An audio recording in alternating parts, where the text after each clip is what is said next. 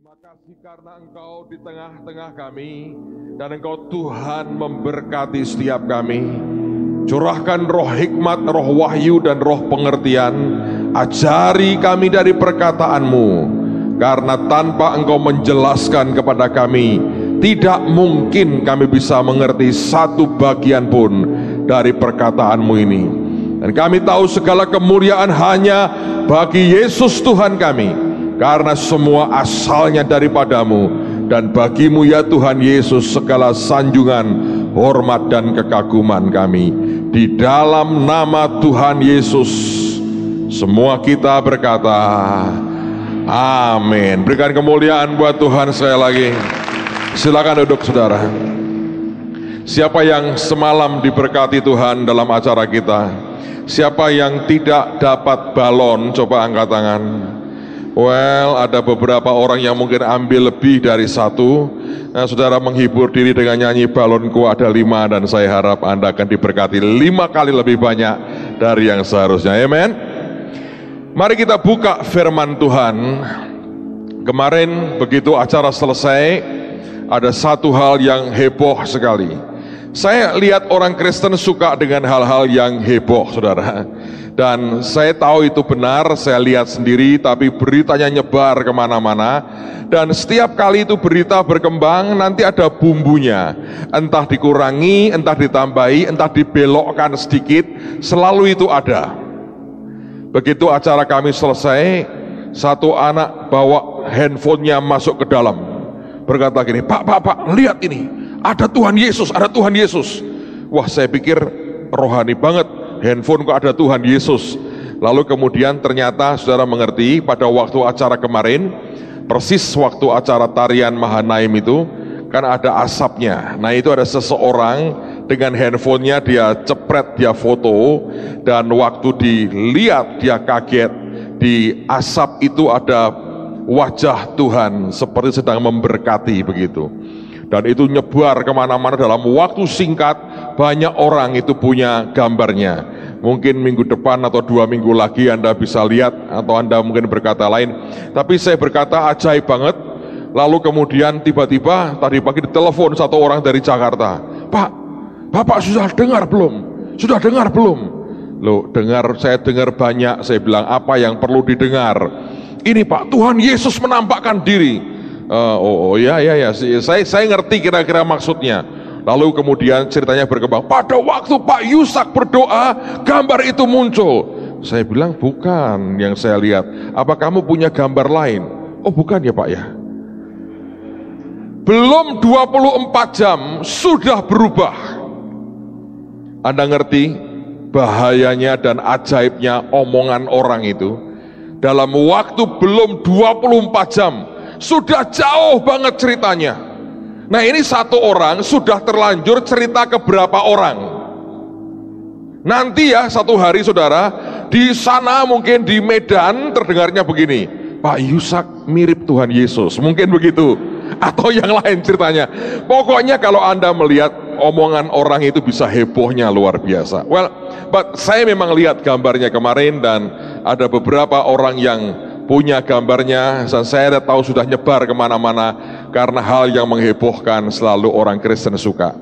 Tapi selalu pengerjaan di dalam yang diam-diam, yang tidak ada orang yang mengerti, itu yang tidak banyak diminati.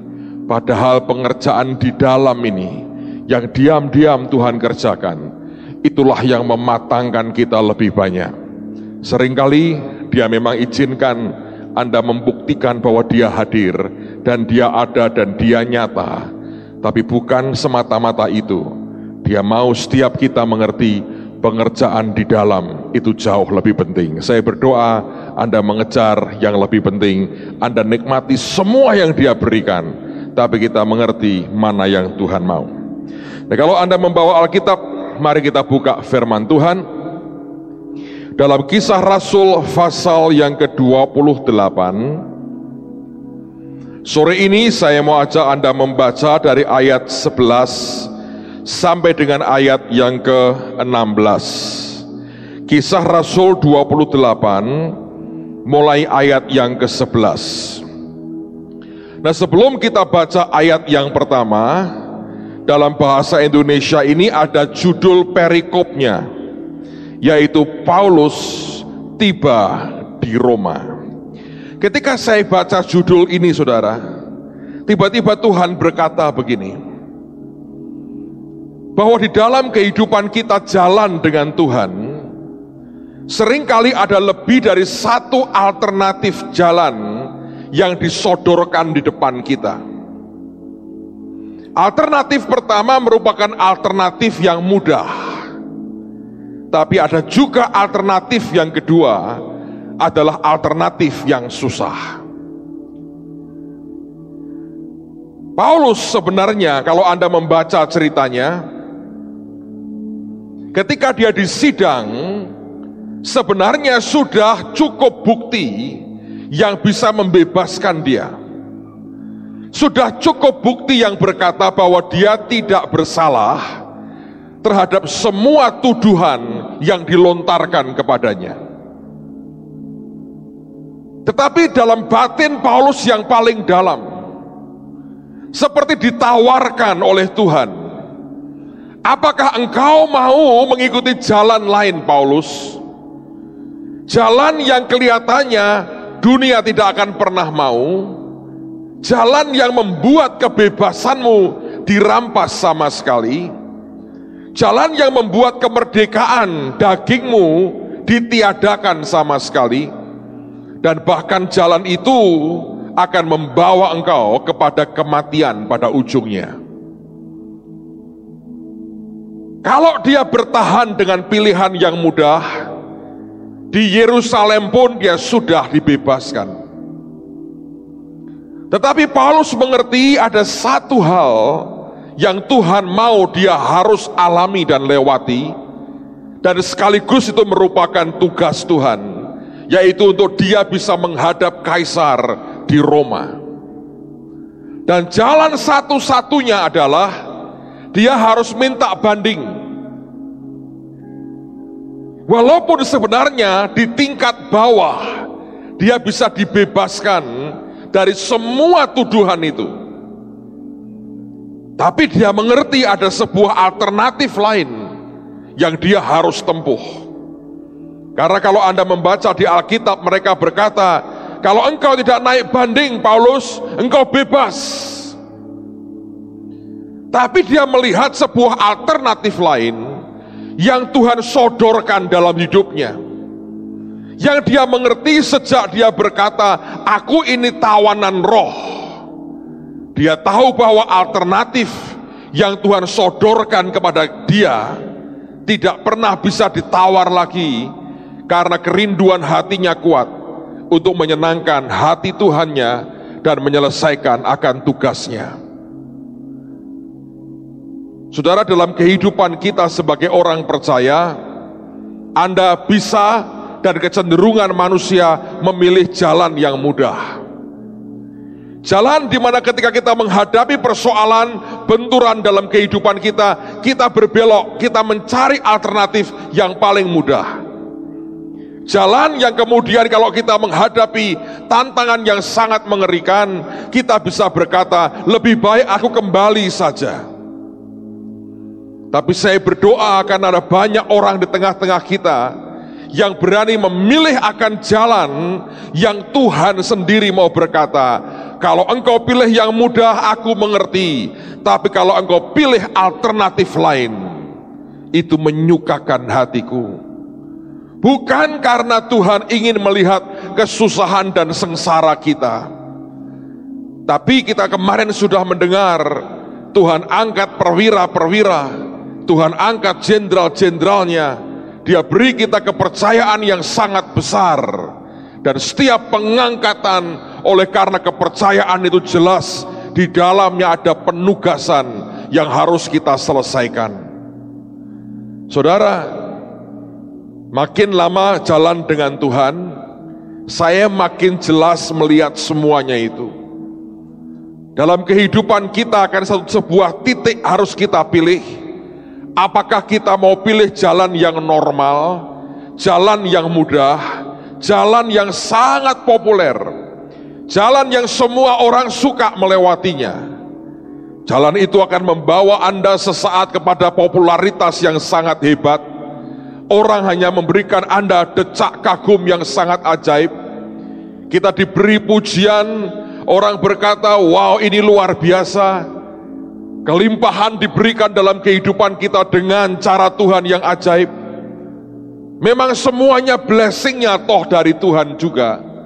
Dan kalau kita memilih jalan itu, saya yakin Tuhan berkata dalam segala kedalaman pengertiannya, Dia berkata, ya aku bisa mengerti. Tapi saya yakin matanya akan segera bergerak, tertuju kepada orang-orang yang sengaja memilih apa yang Tuhan pilihkan dalam hidupnya.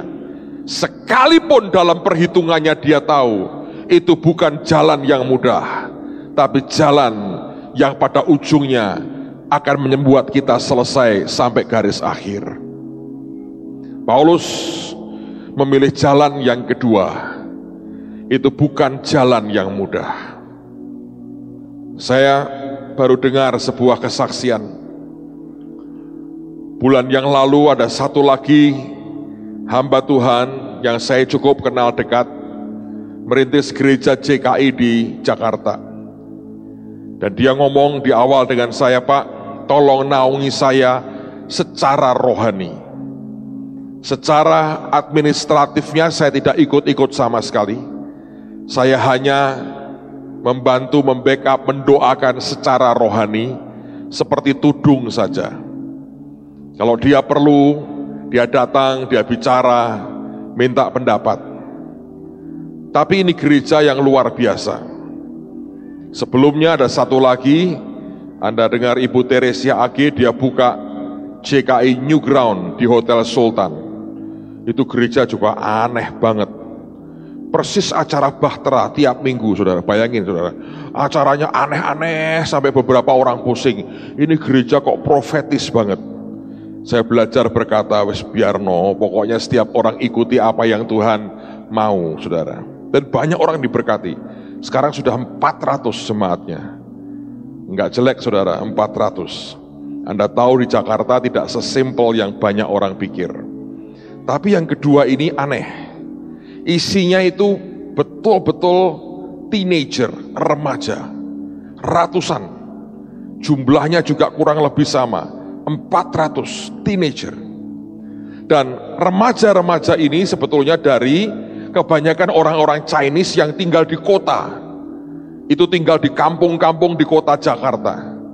Saya mau berkata begini, Anda kalau mendengar kata nama orang Chinese, oh ini orang-orang berduit. Enggak sebetulnya. Ini orang-orang yang keluarganya semuanya hidupnya susah. Dan banyak yang miskin.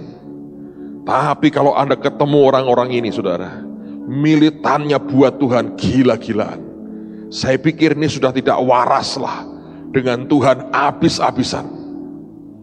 Pada waktu mereka akan mulai merintis gereja, Tuhan berkata begini, aku mau kamu buat gereja ini, tapi kamu harus mengerti, harganya mahal. Aku akan beri kamu kepercayaan besar, dan itu tujuannya aku yang mau. Tapi Tuhan berkata dari awal, harganya mahal. Dan saya bersyukur dia mengiyakan apa yang Tuhan mau. Dia buka gereja. Dan begitu buka, saudara, tantangannya mengerikan luar biasa. Tapi yang terakhir, ini di luar apa yang saya bisa pikir. Ini baru kejadian minggu yang lalu.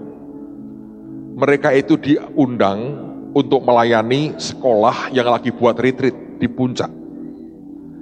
Jadi pemimpinnya berkata, nama ini berangkat. Tanpa dia tahu, ada satu anak umur 9 tahun, laki, ikut berangkat. Pada hari di mana mereka ngumpul, dia muncul aja. Dia pengen banget ikut. Nah, rencananya begitu selesai, akan nyusul orang tuanya ke pulau lain, ke luar pulau, untuk mulai kerja di sana. Sebenarnya sebulan sebelum peristiwa itu, Si papahnya ini mimpi anaknya mati. Tiap hari dia doa, Tuhan jangan sampai anakku mati. Lindungi Tuhan, didoakan, lindungi Tuhan.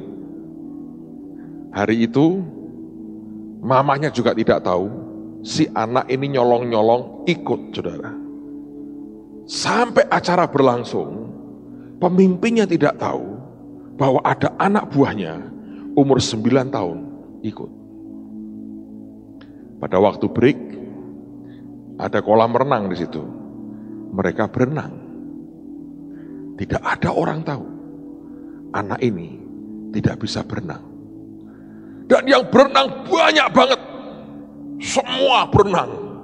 Kayak ikan di kolam itu kan banyak banget. Siksak, tabrak sini, tabrak situ. Setelah selesai semua keluar dari kolam, semua siap. Mau session lagi, temannya ingat, tuh, saudara kita di mana ya? Cari, nggak ada. Ketemunya di dasar kolam renang. Sudah mati. Anda bisa bayangkan si pemimpinnya, pengurusnya ngadepin orang tuanya gimana. Saudara, hari ini saya tahu banyak orang punya pergumulan. Tapi menurut saya hari itu orang ini berkata seluruh dunia tidak ada yang seberat saya.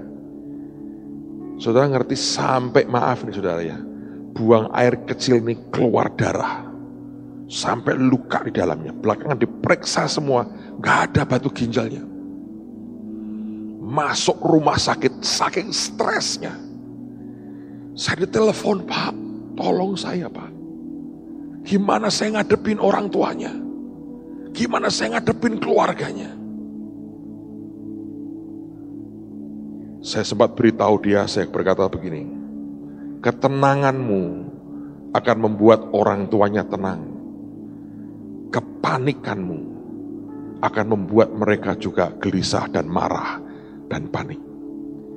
Please tenang. Ini keadaan yang kamu tidak bisa buat apa-apa. Dia sudah pulang, dia sudah mati. Sudah kami doakan bangkit nggak bangkit? Iyalah, saya berkata. Saya tahu zaman sekarang mendoakan orang mati lebih banyak belum bangkitnya. Entah kalau besok-besok setelah pangkat Anda naik, banyak orang mati dibangkitkan. Asal jangan orang hidup dimatikan, saudara. Anda bisa bayangkan itu, keadaannya seperti itu, mencekamnya luar biasa. Maminya dibawa kemudian oleh anak-anak ini, dibawa ke puncak, tidak diberitahu. Karena ini anak-anak muda semua, panik. Sampai di sana dibawa ke rumah sakit. Lihat jenazah anaknya, meledak marah, histeris. Siapa tidak histeris? Anak laki 2, yang gede 14, yang kedua 9 tahun. Dan yang bungsu, berangkat sehat, didapati jadi mayat. Ayahnya di luar pulau diberitahu, marah sama Tuhan. Engkau buat susah hidupku, dia banting handphonenya. Padahal ini orang Kristen baru loh saudara. Baru sebulan atau 2 bulan ikut Tuhan. Anaknya mati. Kadang-kadang ada banyak hal dalam kehidupan kita yang tidak bisa kita duga kan saudara. Ada banyak hal yang tidak pernah kita bisa hitung. Bahkan saya pernah berkata begini, Tuhan ngomongin begini, secanggih-canggihnya kamu menghitung akan hidup dan nasibmu ke depan, hitungan itu tidak akan pernah tepat. Semuanya akan meleset. Semua.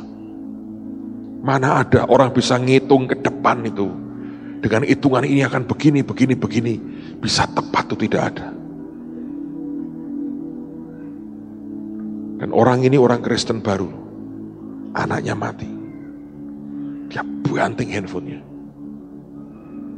Dan seluruh keluarganya yang lebih gawat. Keluarga ini satu-satunya yang Kristen. Keluarga besarnya tidak satu pun kenal Tuhan Yesus. Marah mereka. mereka bilang kita minta pertanggungjawaban. Panik. Pak, kita harus bagaimana? Saya bilang mau apa? Secara daging gak bisa apa-apa kok. Dan pada waktu itu saudara, ini yang kemudian terjadi. Saya tahu Tuhan itu luar biasa sih. Tuhan itu luar biasa. Bagi Tuhan tidak ada perkara yang sukar, saudara. Dia bisa buat semuanya itu indah pada waktunya.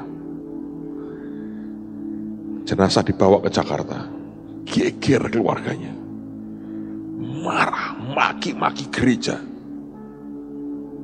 Nah, dia berkata ini, marah, mereka nuntut, mereka mau begini, mereka mau begitu.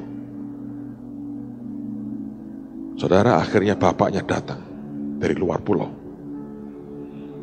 Dan waktu lihat anaknya hancur hatinya. Akhirnya toh dibuat kebaktian penutupan peti jenazah. Dan esoknya jenazah akan dimakamkan. Saya dengar karena ada beberapa teman saya yang ikut pada waktu itu. Dan cerita, dan dia berkata, Pak, ini ajaib banget. Teman-temannya, remaja-remaja belasan tahun, 10, 11, 12, di bawah rata-rata di bawah 17 tahun. Datang banyak banget. Semua pengurusnya, remaja-remaja. Saya heran loh. Saya bersyukur lihat Tuhan lagi bangun tentara yang luar biasa loh. Anak-anak remaja-remaja loh. Firman disampaikan, selesai. Nangis, puluhan anak masuk berjubel nangis di depan peti jenazah. Saudara tahu apa yang terjadi? Tidak ada orang perintahkan. Anak-anak remaja ini satu demi satu ngadep ke ayah dan ibu dari anak ini, berlutut kayak orang nyembah. Anda tahu orang Chinese kalau menghormati orang tuanya, orang Semarang bilang apa? Kayak sojah gitu ya, semua yang perlu minta ampun, nangis keras, minta ampun. Dia berkata, aku yang salah, aku tidak jaga dia dengan baik. Bapaknya bilang, sudah, gantian. Bayangin kalau Anda duduk gitu ya, puluhan anak nangis meraung-raung di depan Anda dan minta maaf. Dan tiba-tiba itu dipakai Tuhan, merubah hatinya. Dan ayahnya ngomong begini, sebetulnya aku sudah diberitahu Tuhan loh, bulan lalu aku mimpi dia mati. Sebetulnya ini sudah gak bisa diubah sih, memang harus begini. Dia panggil anaknya yang satu, tinggal satu anaknya. Dia panggil istrinya, baru bertobat beberapa bulan. Dia ngomong begini, anakku sudah mati, tapi tidak berarti kita juga mati dalam ikut Tuhan. Kita harus lebih sungguh-sungguh lagi ikut Tuhan Yesus. Dia berkata, ini akan jadi kayak ikrar keluarga kita. Kita bertiga akan ikut Tuhan segenap hati. Bahkan lebih gila-gilaan ikut Tuhan. Tidak akan kita tinggalkan Tuhan. Dia bilang, Tuhan Yesus baik. Sekeluarga nangis. Dan mereka doa bilang, kami tidak akan tinggalkan Engkau Tuhan Yesus. Kami akan ikut Engkau sampai akhir. Waktu saya seminar, saudara, datang suami istri. Tenang sekali wajahnya. Saya salami, saya bilang, saya doain ya. Dia bilang, iya Pak. Pulang, dia beli banyak buku, beli banyak kaset. Dan dia ngomong begini, kami mau isi roh kami dengan makanan firman, supaya kami kuat ikut Tuhan sampai selesai. Bukankah dia Tuhan yang luar biasa, saudara? Dan Anda bisa ngerti apa yang terjadi. Saya ngomong dengan teman saya ini, aku yakin kegerakan besar akan kamu alami dalam waktu yang tidak lama. Akan ada banyak orang-orang muda dituai dan jadi kemuliaan bagi nama Tuhan. Ada jalan yang kadang-kadang akhirnya kita mesti melewati sesuatu yang tidak mudah. Kalau orang lewat jalan yang mudah, Tuhan berkata, aku bisa mengerti kok. Toh engkau juga manusia dengan segala kelemahan. Tapi tidak pernah membuat getar di hatinya itu bangkit. Tapi kalau ada orang-orang yang berani berkata, dalam anugerah-Mu Tuhan, ketika ada jalan yang getir, yang harus dilewati, dan engkau berkata, Tuhan, aku tahu tidak mudah, tapi aku tahu ini kehendak-Mu yang sempurna, dan Anda melewatinya. Di ujung sana nanti Anda akan melihat kemuliaan Tuhan yang luar biasa. Amen, saudara. Paulus tiba di Roma, dia tiba di satu bagian ujung dari sebuah perjalanan yang sangat tidak enak.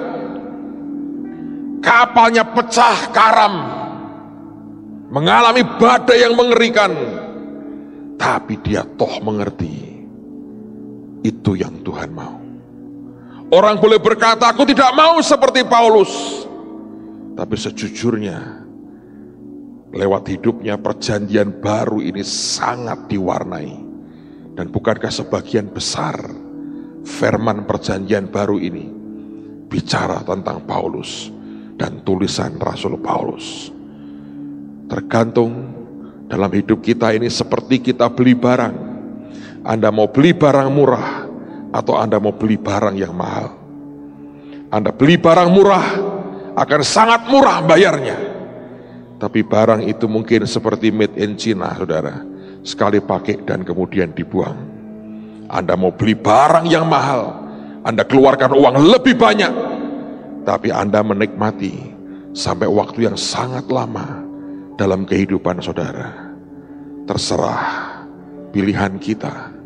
Saya berdoa kita memilih yang Tuhan mau dan yang Tuhan suka. Orang bertanya, Pak, apakah itu mudah? Saya berkata, mana pernah bisa mudah. Tapi kalau kita bisa melewati, bukan karena kita yang mampu melewati, tapi karena Tuhan yang memberikan kekuatan buat kita. Pada waktu Anda berkata, aku memutuskan ikut yang Engkau mau ya Tuhan, di situ Anda akan mendapatkan jaminan. Dan di situ Tuhan berkata, aku bertanggung jawab atas hidupmu. Dan di situ Anda akan lihat yang orang kebanyakan tidak bisa lihat. Dan di situ Anda akan menyaksikan yang manusia kebanyakan tidak pernah saksikan. Dan di situ Anda akan mengalami kemuliaannya yang orang kebanyakan tidak akan pernah bisa mengalaminya. Orang berkata ada harga, ada rupa. Satu hari ada lelucon, ada orang naik bis murah banget, dan bisnya itu kacau balau. Yang nyetir belum bisa nyetir, baru belajar nyetir. Murah banget. Semua teriak-teriak, kamu sopir goblok. Drivernya berkata, saya bukan sopir Pak. Sejak kapan kamu nyopir? Ini baru belajar. Marah mereka. Kita mau selamat tahu katanya. Yang orang yang baru belajar nyetir berkata, murah kok minta selamat katanya begitu. Saudara mau murah atau Anda mau yang Tuhan pilihkan? Lebih dari setahun yang lalu Tuhan beri saya mimpi. Dan mimpi itu tidak akan saya lupakan lah saudara. Dalam anugerah Tuhan. Saya mimpi saya lagi bawa tas saya, tas kerja saya. Lagi jalan dari sebuah tempat menuju ke sebuah tempat yang lain. Sepanjang jalan sebagian besar yang saya lewati itu mulus banget. Jalannya baik, tidak ada masalah. Nyaris tidak ada masalah. Saya jalan, saya lewat terus, saya jalan. Dan tiba-tiba jalannya itu makin turun. Lalu terputus. Ada seperti jurang yang dalam banget yang tidak mungkin diseberangi. Saya bilang, wah, putus jalannya. Padahal saya ngerti saya mesti seberang untuk sampai ke tempat yang saya mau. Bingung, tidak tahu harus bagaimana, putus. Lalu saya ketemu dengan seseorang di situ. Saya tanya, Pak, saya mau ke sana, tapi ini jalan berhenti di sini, putus. Saya mesti bagaimana? Kalau memang nggak ada jalan, apa saya balik aja? Lalu orang ini berkata, kamu lihat di atas, nggak terlalu tinggi, ada jembatan. Itu jembatan tidak lebar kok, saudara. Saya nggak bisa menggambarkan, nggak terlalu lebar jembatannya. Dia bilang, cara satu-satunya untuk kamu lewat, untuk kamu bisa sampai ke sana, naik lagi, kamu nyeberangi jembatan itu. Tapi itu jembatan mengerikan banget. Dan nyaris, hanya beberapa gelintir mungkin orang yang sanggup lewat. Tapi kalau kamu mau sampai ke sana, tidak ada pilihan. Itu jembatan harus kamu lewati. Saya bilang, kenapa mengerikan? Segala bentuk orang kriminal yang paling ganas itu di situ. Waduh, saya bilang aku ini dari kecil tidak pernah punya hobi berantem. Mungkin bisa saya hitung dengan jari ini. Ada yang sukanya berantem.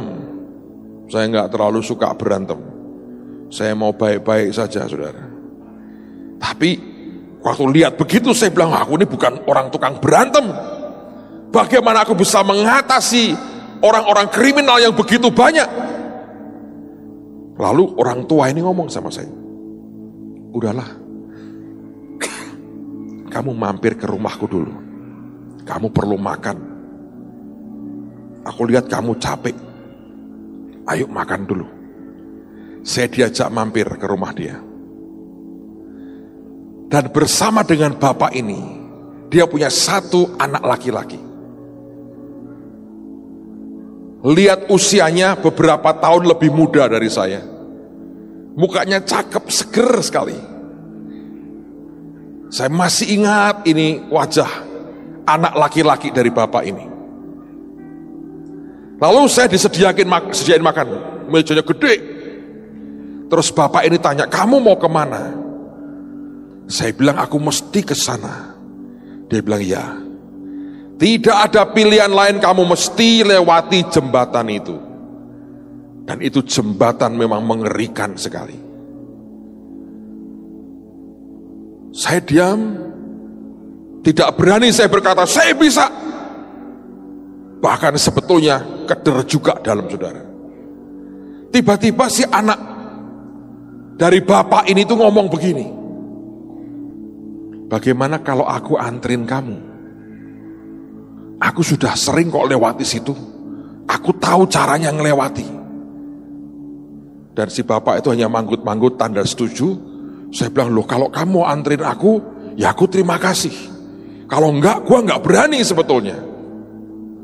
Nah, dia berkata, ayo ikut aku. Di ujung jembatan itu dia ngomong begini nih, pria ini. Pokoknya kamu tidak boleh terpancing. Kamu jalan lurus saja.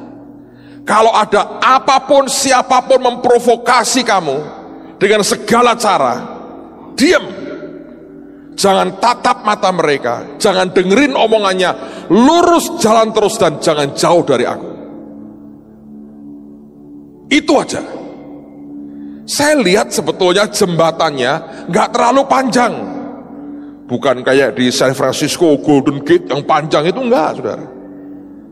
Pendek kok, nggak terlalu panjang. Saya bilang, oke, kita jalan, saudara. Dan waktu saya tapai jalan itu, saudara, jembatan itu memang mengerikan banget. Itu pembunuh, orang bunuh-bunuhan di situ. Di depan mata orang disembelih. Orang ditodong, orang dibunuh, orang dirampok. Saya lihat pelacur-pelacur paling mengerikan di situ. Lihat begitu banyak, itu orang jahatnya luar biasa. Begitu saya lewat, mereka teriakin saya, hina, dimaki-maki.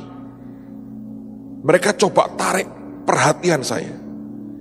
Dan ini pria ini cuma gandeng saya, cuma saya dijawili terus, saudara. Diingatkan terus, tapi tidak ngomong apa-apa. Saya jalan. Saya berkata itu mengerikannya luar biasa. Jujur merinding semua, lewati itu. Saya bilang, waduh, matilah. Beberapa orang coba mau tikam saya, tapi hanya coba pura-pura tikam aja. Nunggu reaksi. Dia pegang tangan saya orang ini. Seperti diberi tanda, jangan bicara, diam aja. Jalan terus, lewati. Itu omongannya nyakitinya luar biasa. Beberapa dari belakang coba tikam saya. Tapi tangan yang gandeng seperti sentak berkali-kali. Diam aja. Jalan terus. Diam aja. Saudara, saya belakangan belajar begini. Yeriko itu runtuh ketika umat Israel belajar tutup mulut. Terus muter aja. Dan di sebuah titik tertentu teriak sekali, dan Yeriko akan runtuh. Tapi kalau kita teriak-teriak, Anda dilempari batu, Anda yang rubuh, saudara. Percayalah. Dan Tuhan berkata, belajar diam. Ini yang ajaib. Saya sampai di ujung sana. Ada seorang ibu gendong bayi.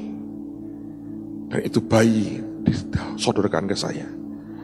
Dia tertawa, dia berkata, selamat ya, kamu berhasil. Dan tiba-tiba jalan ke arah yang saya tuju terbuka begitu lebar. Dan saya terbangun. Tapi saya masih ingat sebelum saya terbangun, saya sadar tas saya masih ada.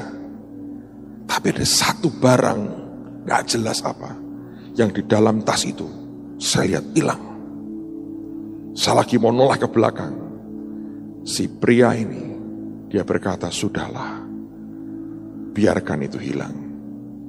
Tidak sebanding dengan apa yang sudah kamu lewati dan yang kelak akan kamu nikmati. Saya terbangun. Ada jalan seperti itu dalam kehidupan kita. Kalau kita bereaksi, kita terpancing, jadi getir, jadi pahit, kita akan kena, saudara. Tapi kalau kita bertahan dalam anugerahnya, itu ajaib sekali. Satu hari, saya lagi di mobil, mau jemput anak saya sekolah. Mereka belum keluar, saya tunggu di mobil. AC saya nyalain, dingin. Saya nggak tahu, mungkin karena tekanan atau pressure atau apa, nggak tahu lah. Bisa keluar keringat di dalam mobil, dingin, keluar keringat. Saya bilang aneh banget. Baru saya bilang aneh, handphone saya bunyi. Seorang anak Tuhan yang tidak tahu apa-apa telepon saya, berkata gini, Pak, ini kok saya dapat penglihatan aneh. Apa? Saya lihat Bapak sedang diseka peluhmu oleh Tuhan Yesus. Dan Tuhan berkata gini, ayo sahabatku, ayo sahabatku, ayo sahabatku. Saya kaget, saudara. Saya hampir meledak tangis saya. Lagi saya nyekat keringat di mobil, ber-AC dingin loh. Anda perlu sekali-kali naik mobil saya nyalain AC-nya, beku, saudara.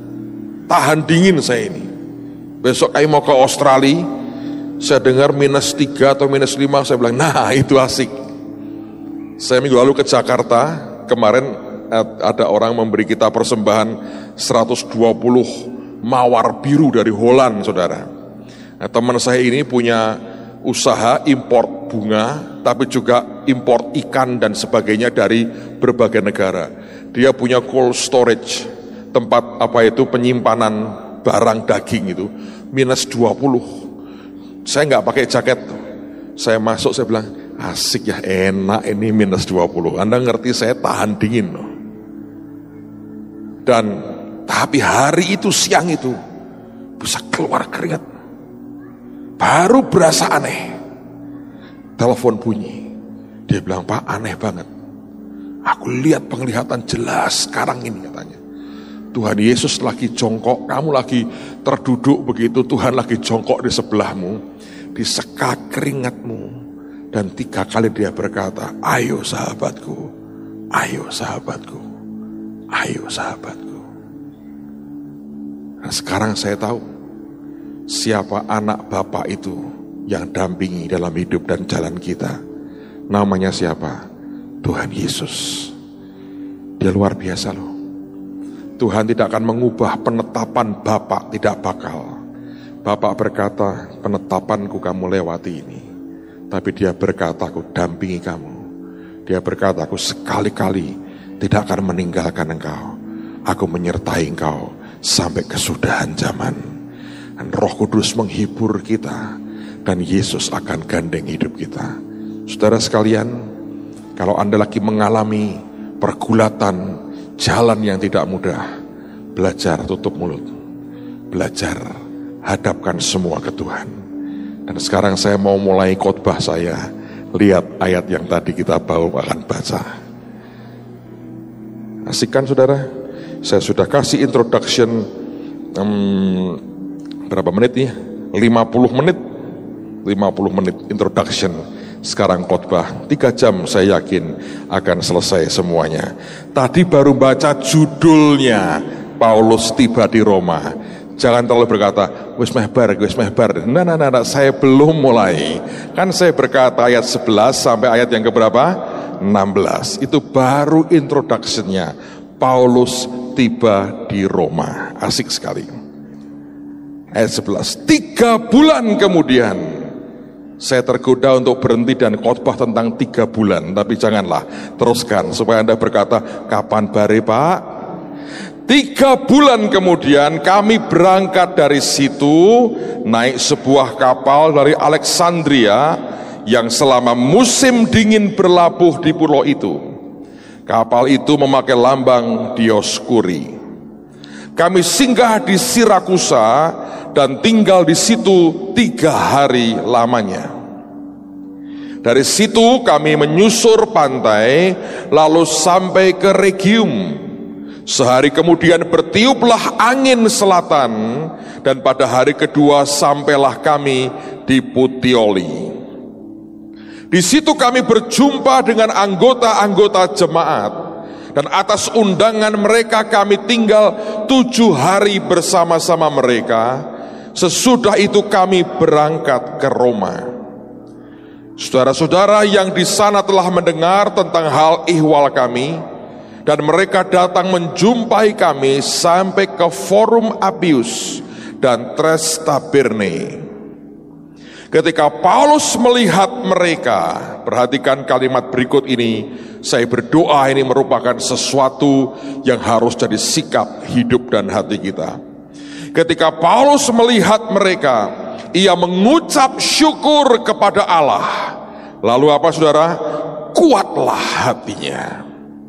Setelah kami tiba di Roma, Paulus diperbolehkan tinggal dalam rumah sendiri bersama-sama dengan seorang prajurit yang mengawalnya. Kalimat yang saya mau Anda garis bawahi adalah ketika Paulus melihat mereka, ia mengucap syukur kepada Allah, lalu kuatlah hatinya.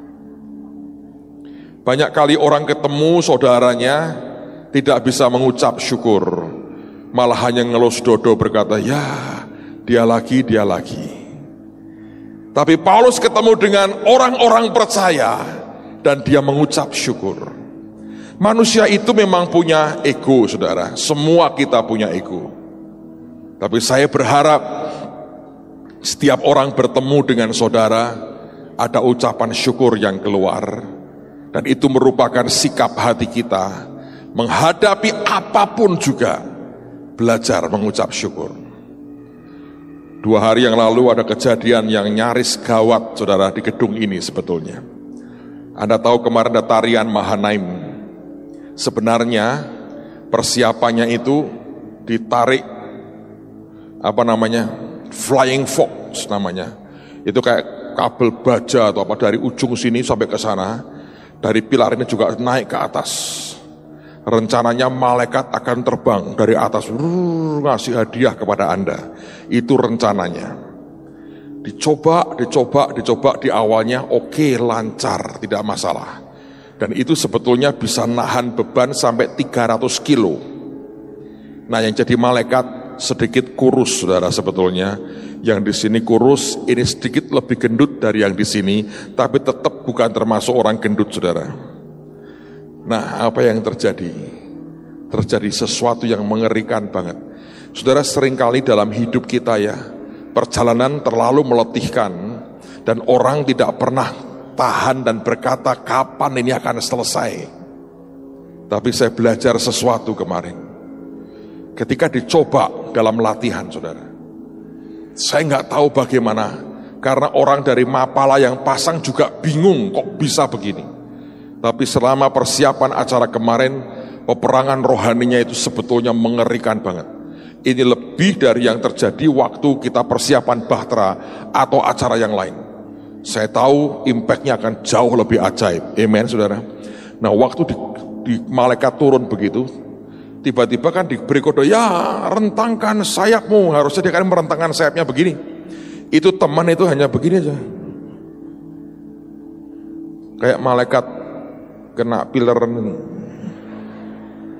Diteriak, ayo tangannya dikedangkan. Anda tahu itu?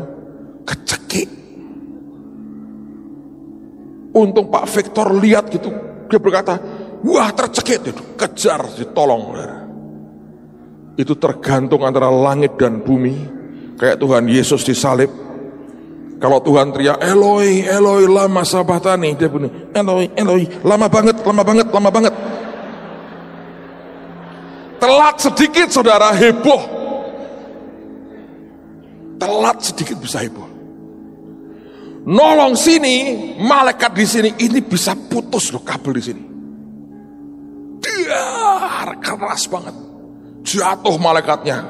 Bukan Lucifer jatuh, tapi ini malaikat jatuh nimpa kursi, gubrak 2 meter kira-kira. Langsung geletak orangnya.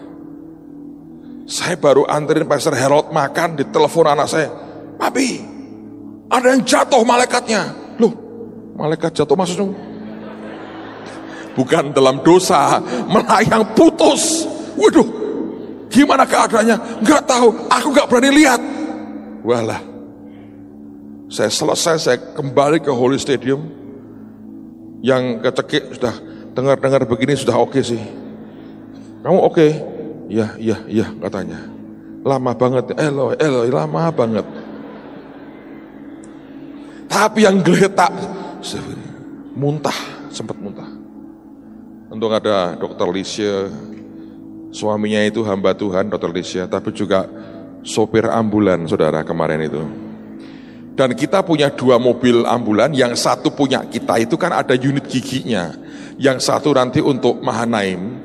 Kemarin belum dipasang plat nomornya. Saya bilang sama Hengki, nyalain sirenenya. Ditahan polisi, omongin, kalau lu nahan mati tanggung jawabmu, tidak ada orang mencegah kamu. Jadi ini pendeta satu nyalain, tancep, saudara. Sampai di mana? Di Elizabeth ya. Di Elizabeth, yang diurus bukan pasiennya, semua keluar bingung. Oh, ini ambulan bagus, karoserinya mana? Yang punya siapa? Ya selak mati, Mas. Semua ngurusi, yang ditanya bukan sakit apa, ini ambulan punya siapa, harganya berapa, catnya kok bagus. Tidak ada nomornya. Saya bisa kebayang teman yang begini-begini. Kadang-kadang hidup kita kan sudah begini-begini. Sudah kelamaan tergantung-gantung, kita bilang, Eloi, Eloi. Lama banget. Bukan lama sabachthani, lama banget. Kapan Tuhan? Kapan pertolonganmu? Dan Tuhan berkata, Mei. Aduh. Tapi Paulus belajar satu hal. Apapun yang hari ini Anda lewati, belajar ngucap syukur, saudara. Belajar ngucap syukur. Saudara tahu, sudah putus nih, bawa rumah sakit, diperiksa semua, kita sudah doain juga. Mereka berkata, oke nih, gak ada apa-apa. Terus ditanya, kamu istirahat dulu. Loh enggak, saya besok mau latihan. Untuk apa? Ya saya mau meluncur lagi. Nekat anak-anak. Gak kapok? Enggak lah. Ya paling begini-begini aja katanya begitu. Tapi kita putuskan, sudahlah, nggak usah terbang-terbangan. Wong namanya flying fox. Itu mengingatkan saya pada cerita silat. Pakai ilmu meringankan tubuh, tidak pakai begitu. Terbang melintasi dahan-dahan, itu flying fox, saudara. Well, tapi toh akhirnya kita tahu semua jalan dengan baik dan Tuhan dipermuliakan. Saya tidak mengerti akan jalan yang engkau hadapi, tapi saya mau sampaikan pesan Tuhan. Pak, pesan kok intronya panjang, yaitu kadang-kadang begitulah saudara. Pesannya sederhana, apapun yang sedang kau lewati, ngucap syukur. Nanti selesai Anda kebaktian, di luar ada jamu gratis. Pak Ardian baru buat training untuk orang jual jamu. Tahu enggak hebatnya jamu? Pahit tapi menyehatkan, luar biasa. Kalau manis itu membuat kencing manis, saudara. Tapi jamu itu pahit. Tanya Pak Ardian, jamu itu pahit tapi menyehatkan. Dan beliau sudah minum jamu hari ini, menyehatkan, makanya sehat. Pak Ardian itu sehat, luar biasa. Belajar, saudara, apapun yang engkau lewati, ngucap syukur. Saudara, ngomel juga gak ada gunanya kok. Anda marah, engkau emosi, engkau mau banting pintu, banting handphone, malah perusahaan handphone berkata, buat iklan harusnya, jika marah bantinglah handphone Anda dan beli lagi, yang bayari yang tobat, saudara. Tapi apapun, belajar ngucap syukur, terima kasih Tuhan. Saya tungguin Pak Yusak gitu loh waktu habis kecelakaan. Tidak pernah mengeluh satu kata pun. Yang jaga panik. Itu ada jam di mana semua detak jantungnya kok bergeraknya datar, saudara. Saya bilang, wah gawat.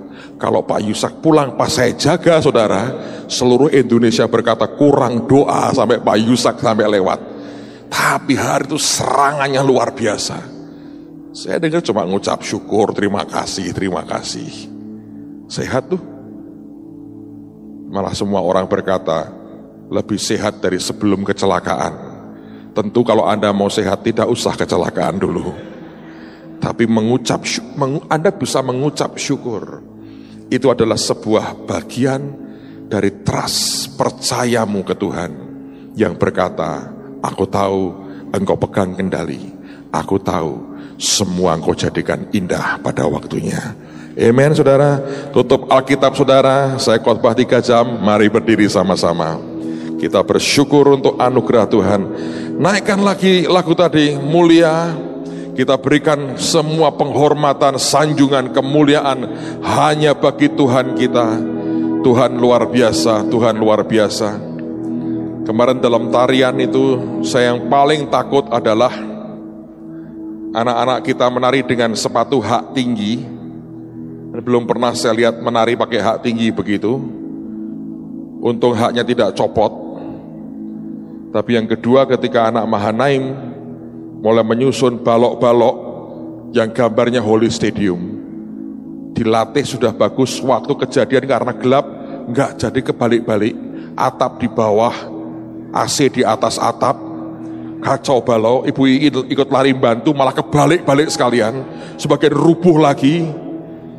Tapi akhirnya jadi kok, jadi saudara, jadi. Nanti kalau disusun bagus. Anda mau foto dengan Holy Stadium, tolong disusun lagi nanti setelah ini. Silahkan foto di depannya. Ini bagus banget untuk foto. Jadi Anda berkata, aku adalah lebih dari pemenang. Aku raksasa rohani dalam Tuhan. Gedeku dengan Holy Stadium hampir sama. Amen, saudara. Dan saya percaya anugerah Tuhan luar biasa. Mari angkat tangan sama-sama, come on. Thank you Lord. Mulia Sembah dia saudara. Engkau Allah mulia, tiada yang sepertimu, sempurna ajaib kuasa-Mu. Mulia Sembah Engkau Yehova, mulia Engkaulah Yesus Raja, memerintah sekarang dan selamanya. Sembah dia mulia.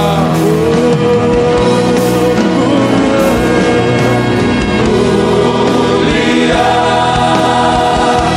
Engkau Allah mulia, tiada yang sepertimu,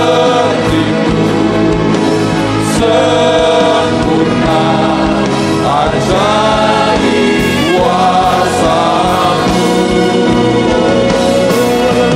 Mulia Kau Yehova, mulia Engkaulah Yesus Raja, memerintah sekarang dan selamanya. Katakan lagi mulia. Mulia Engkau Allah mulia, tiada yang sepertimu, sempurna ajaib kuasa-Mu. Mulia Kau Yehova, mulia Engkaulah Yesus Raja, memerintah sekarang dan selamanya. Ada banyak hal yang kita tidak pernah bisa mengerti, tapi kalau satu pesan Tuhan ini Anda camkan dalam hidupmu, mengucap syukur, hatimu akan kuat lagi. Ada hal-hal yang mungkin karena kebodohan kita, ada hal-hal yang mungkin karena itu penetapan Tuhan yang kita harus lewati dengan ujung kemuliaan. Tapi di saat kita tidak tahu mesti bagaimana, satu yang pasti Tuhan mau kita belajar berterima kasih dan mengucap syukur. Orang berkata kamu gila, keadaan begitu kamu bersyukur berterima kasih, tapi bukankah itu yang terbaik? Dan kalau kita belajar mengucap syukur, kekuatan Tuhan akan dialirkan dalam hidup kita. Mari angkat tangan saudara. Tuhan, hamba berdoa demi nama Yesus, berikan anugerah supaya limpah hati kami dengan syukur kepadamu, limpah hidup kami dengan syukur kepadamu, karena Engkau Tuhan luar biasa, karena Engkau Tuhan sangat baik, karena Engkau Tuhan begitu ajaib. Hamba berdoa berikan kekuatan kepada setiap anak-anak-Mu. Apapun yang anak-anak-Mu ini harus lewati dan sedang lewati, Engkau tidak akan membiarkan kami sendiri. Engkau menyertai kami sampai kesudahan zaman. Engkau tuntun kami, Engkau gandeng kami, Engkau tolong kami, Engkau topang kami. Dalam nama Tuhan Yesus, turunkan anugerah-Mu Tuhan, turunkan anugerah-Mu Tuhan, turunkan anugerah-Mu Tuhan, supaya kekuatan dari tempat yang maha tinggi ada dalam kehidupan kami. Terima kasih untuk petang hari ini. Sebentar kami mau bawa korban kami. Tuhan, biar kami belajar memberi yang terbaik. Engkau bicara berapa yang harus kami bawa kepadamu. Ambil waktu sembahyang, tanya Tuhan, berapa Tuhan yang Engkau mau aku berikan kepadamu. Hamba berdoa demi nama Yesus, biarkan kami mendengar Engkau berbicara, dan kami lakukan dalam ketaatan kami. Terima penyembahan ini dengan harta kami, untuk-Mu Tuhan Yesus. di dalam nama Tuhan Yesus. Semua kita berkata, amin. Silakan duduk, tolong jangan bawa korban dulu sebentar. Saya mau sampaikan beberapa hal sebelum kita berikan korban kita. Saudara, di toko Anda dapatkan ada